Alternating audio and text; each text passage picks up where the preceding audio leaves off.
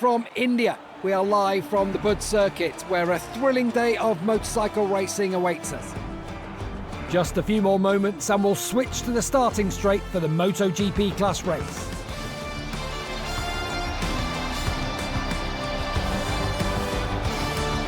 Marquez is the big favourite from pole position. Just a few moments more until the lights go out and the riders will get going.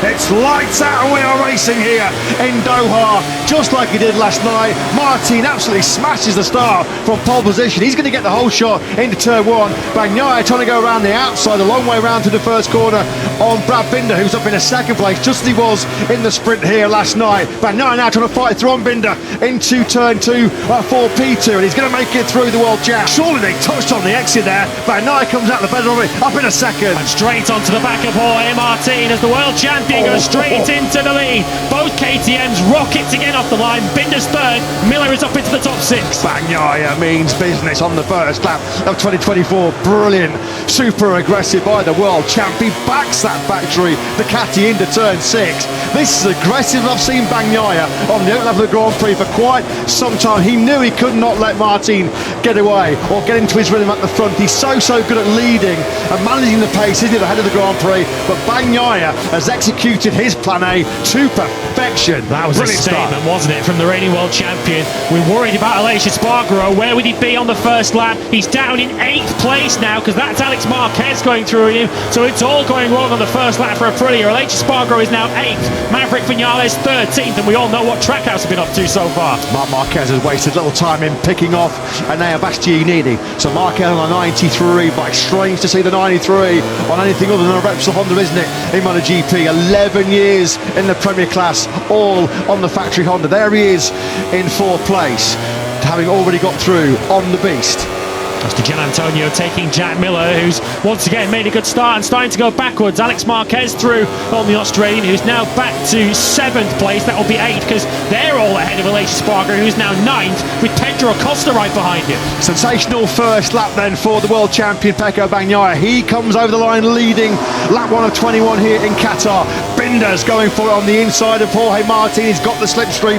He's so confident in the front end, the turning and braking of this year's RC16. Somebody's Miller. It's Miller. Jack Miller's bailed out in turn 1. He went backwards, unfortunately, with an anti-wheelie problem on the electronics last night in the sprints, and he's going to be furious about that. Miller then rejoins the race right at the back of the pack, but Binder on the charge yet again.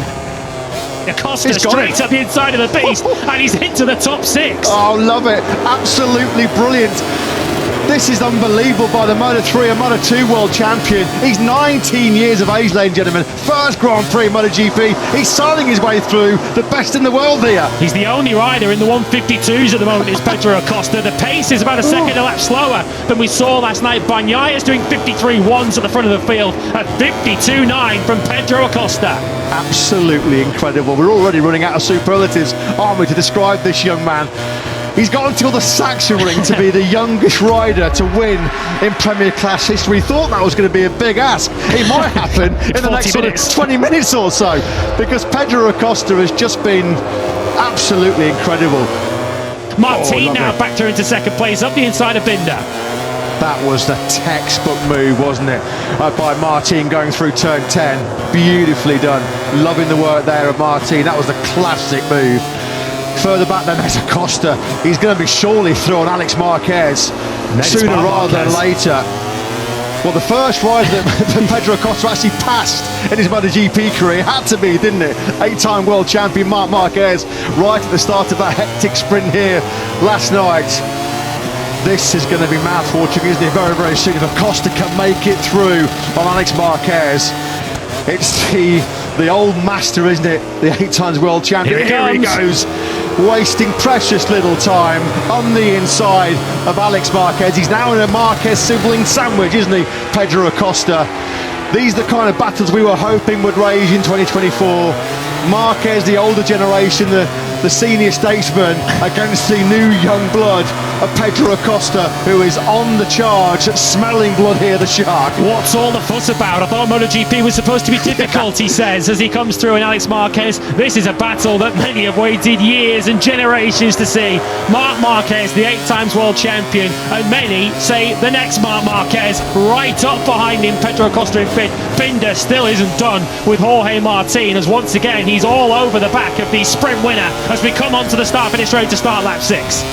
That KTM's got some proper poke this year, hasn't it? Side by side they go in the braking zone. Martin toughs it out, decelerating from nearly 365 kilometers an hour down to the second gear, 100 kilometers an hour, second gear, first corner.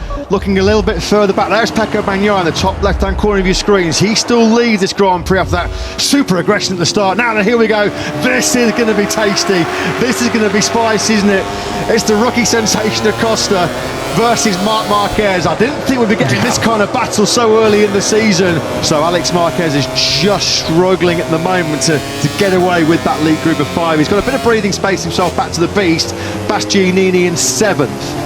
So onto the front straight they come then. We're on board with Marc Marquez. Binder once again close up behind Martin Bagnaia with a personal best 52.7s, pulled out a half-second lead now, and Binder might have seen that as he goes up the inside of Jorge Martin, and he makes it very clear to Martin that he's coming through, but he outbreaks himself slightly.